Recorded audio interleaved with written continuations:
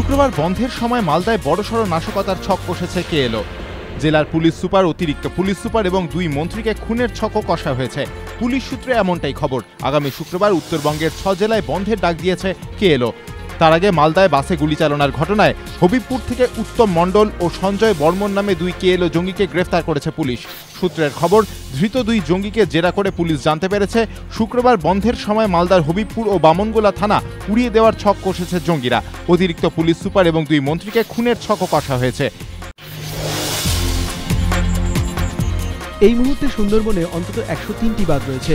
2013 সালে ছবি ও তথ্যসহ এই পরিসংখ্যান প্রকাশ করেছে রাজ্য সরকার। এবার বাঘ গণনায় শুরু হচ্ছে দ্বিতীয় পর্যায়ের ক্যামেরা ট্র্যাপিং। 2010 সাল থেকেই সুন্দরবনের 2400 বর্গ কিলোমিটার এলাকা জুড়ে ক্যামেরা ট্র্যাপ বসিয়ে বাঘ গণনার কাজ শুরু করে wild life institute of India.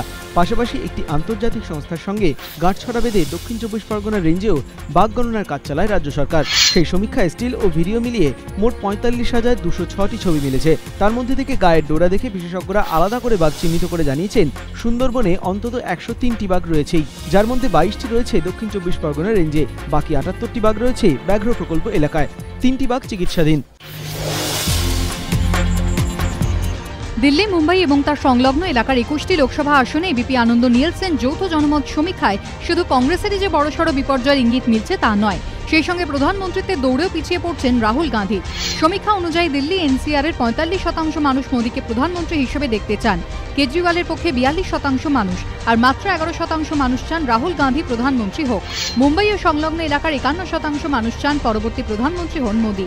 22% মানুষ চান রাহুল গান্ধী প্রধানমন্ত্রী হোক। কেজরিওয়ালকে চান 18% মানুষ। সব মিলিয়ে সমীক্ষা অনুযায়ী 21টি লোকসভা আসনের 48% মানুষ চান নরেন্দ্র মোদী প্রধানমন্ত্রী হোক। অরবিন্দ কেজরিওয়ালকে চান 31% মানুষ। সেখানে মাত্র 16% মানুষ রাহুল গান্ধীকে প্রধানমন্ত্রী হিসেবে দেখতে চান।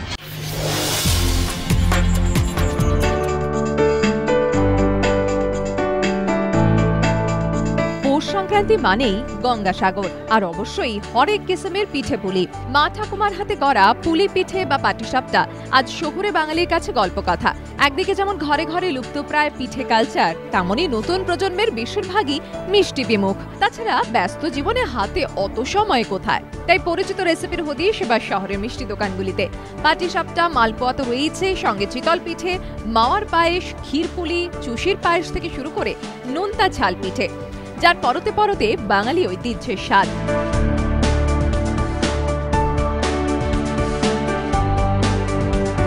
নানা ধরনের পিঠের স্বাদ নিতে দোকানে দোকানে ভিড় ক্রেতাদের।